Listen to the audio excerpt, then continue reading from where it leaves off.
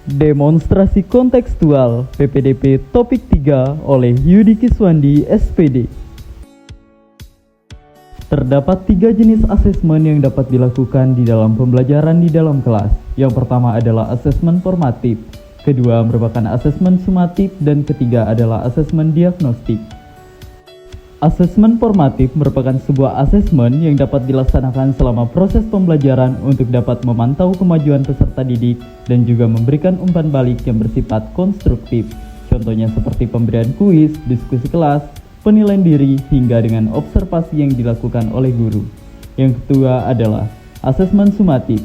Asesmen sumatif dilakukan di akhir suatu inti pembelajaran atau merupakan program untuk mendapat mengevaluasi pencapaian yang dapat dilakukan oleh peserta didik secara keseluruhan. Contohnya seperti pemberian ujian akhir, proyek akhir, atau penilaian akhir semester. Jenis asesmen yang ketiga adalah asesmen diagnostik yang dapat dilakukan sebelum proses pembelajaran berlangsung. Hal ini untuk dapat mengidentifikasi pengetahuan awal, keterampilan, dan juga kebutuhan yang dimiliki oleh peserta didik. Kesesuaian asesmen dengan tahapan perkembangan peserta didik. Kemampuan membuat tabel perbandingan sesuai dengan tahapan perkembangan kognitif peserta didik kelas 6, khususnya berdasarkan teori perkembangan kognitif yang disampaikan oleh Piaget. Pada usia sekitaran 11-12 tahun, anak-anak biasanya berada pada tahap operasi konkret menuju operasi formal. Dalam tahap ini, mereka sudah memiliki beberapa kemampuan berikut yang mendukung pembuatan tabel, perbandingan kemampuan mengklasifikasikan, pemahaman relasi, pemikiran logis, hingga keterampilan visualisasi. Kesesuaian asesmen dengan mempertimbangkan aspek lingkungan budaya dan karakteristik peserta didik. Konteks budaya, setiap peserta didik berasal dari latar belakang budaya yang berbeda.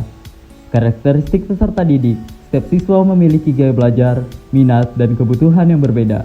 Dengan mengenali jenis karakteristik ini, guru dapat menciptakan asesmen yang lebih efektif, lebih inklusif, dan dapat diakses oleh semua peserta didik atau siswa.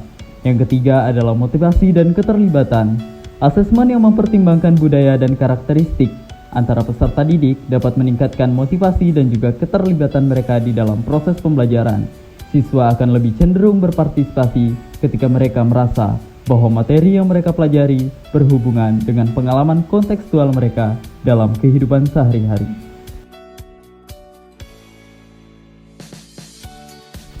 Kesesuaian asesmen dengan kemampuan peserta didik. Yang pertama, konsep-konsep konkret seperti orbit, gravitasi, dan matahari sebagai pusat tata surya sesuai dengan tahapan operasi konkret peserta didik kelas 6. Yang kedua, pertanyaan-pertanyaan yang meminta peserta didik secara logis untuk dapat memberikan penjelasan atau hubungan antara objek dalam tata surya, misalnya planet dan matahari sebagai sistem yang dapat membantu mempertimbangkan pemikiran sistematik, pemikiran sistemik, dan kemampuan berpikir kritis yang tepat untuk perkembangan mereka. Pertanyaan-pertanyaan ini juga akan memberikan ruang bagi peserta didik untuk dapat menggunakan pengetahuan yang mereka miliki.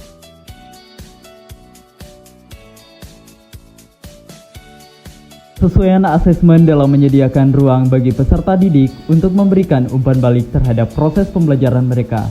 Yang pertama adalah refleksi diri, bukan hanya merupakan bagian dari proses asesmen, namun juga merupakan alat yang kuat untuk membantu memonitor perkembangan pribadi dan akademis dari peserta didik.